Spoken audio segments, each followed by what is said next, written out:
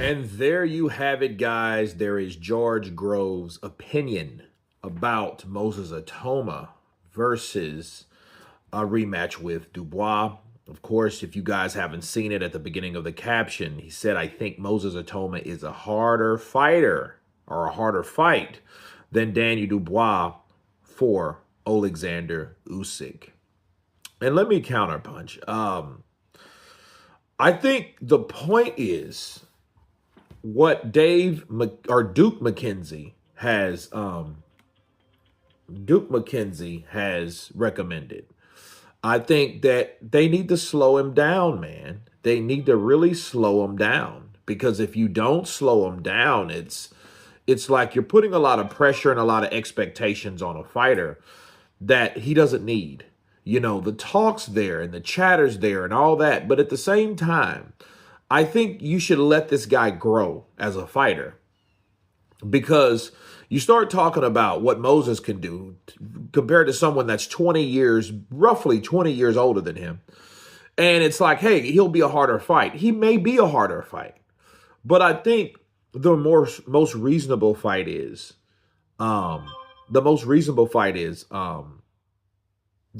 rematch. That would make more sense to me, or one of the new guys or the new challenges. Okay. So Moses Itauma, with his style, with his punching power and his freshness, aggressiveness, yeah, it could be. But George Grove is also the same guy that always claimed that Alexander Usyk would beat Tyson Fury. Now that that's happened, I think people have no use for Usyk anymore. I don't think people have no use for Usyk. See, Usyk's done everything that he could possibly do, and now it's time for someone else. It's time for Usyk to go in the eyes of many people, especially the people that supported Usyk, that thought Usyk was this, that thought Usyk was that thought he could do what he did. Now he's done it. There's nowhere else to go. So what happens when you've beaten the people that you weren't supposed to beat? And you done not only once, you did it twice back to back on some of the biggest heavyweights on the planet. People then will turn on you, because at this point it's like, okay, you have no nemesis, you have no challenges. People, sure, they're looking at Daniel Dubois in a rematch. That is a challenge, because I think Daniel Dubois would be up for that challenge. Absolutely. Daniel, Triple D, Dynamite, Dubois, absolutely. But he's already done all these things in 7 fights in the heavyweight division. And now people are looking for a new hero. That's all that is. People are looking for that next person that could possibly pose a threat or a challenge to the guy that can't seem to be beat. Look, it happened to a lot of people. They looked at Mayweather the same way. They looked at Canelo the same way. When Canelo came to 168, the way Canelo was blasting out people and just wiped out 168 like he did, people were looking for other guys to come in. That's why David Benavidez was assessed. That's why he was introduced, because they looked for someone big, strong, powerful, fast, quick, and they needed someone that's going to challenge this guy. Because what happens? We get to a point where we've seen so much of the same thing that a lot of people get complacent, including George Groves.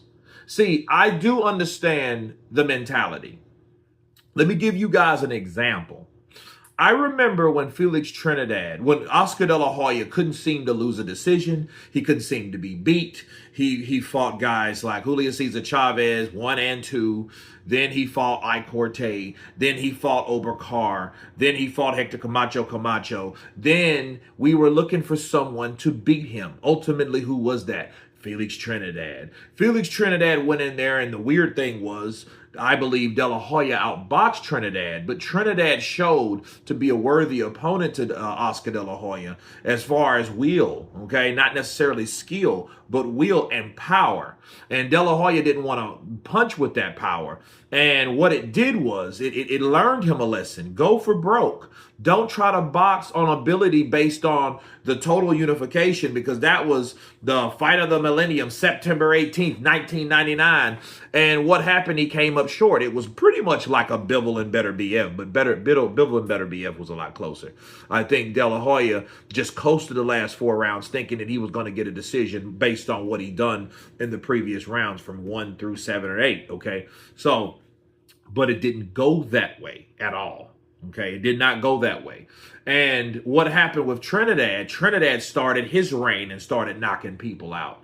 And then people were looking for someone to beat him ultimately. So, Roy Jones, the same thing. Who can beat Roy Jones? The great Roy Jones Jr. So these things happen in boxing. You keep kicking ass. People will eventually turn on you, and they're looking elsewhere to see who can challenge this person. But because what about a fighter? What's the importance of a fighter? His competition. So if his competition's not there, it's difficult to really rate or really admire someone that's not really challenged. So for Moses Itauma, him hearing stuff like this, yeah, he's up for it. He's young, he's strong, he's ambitious, because Usyk was the same way back in the day when he called out the Klitschko's on national Ukrainian television. If you guys can remember, we had a little man bun up there, and he was looking all squirrely, kind of looking like a young Eminem, but he was eager to show what he has. Moses, no exception. He should feel the same way. However, every place and person and fighter has his time to shine.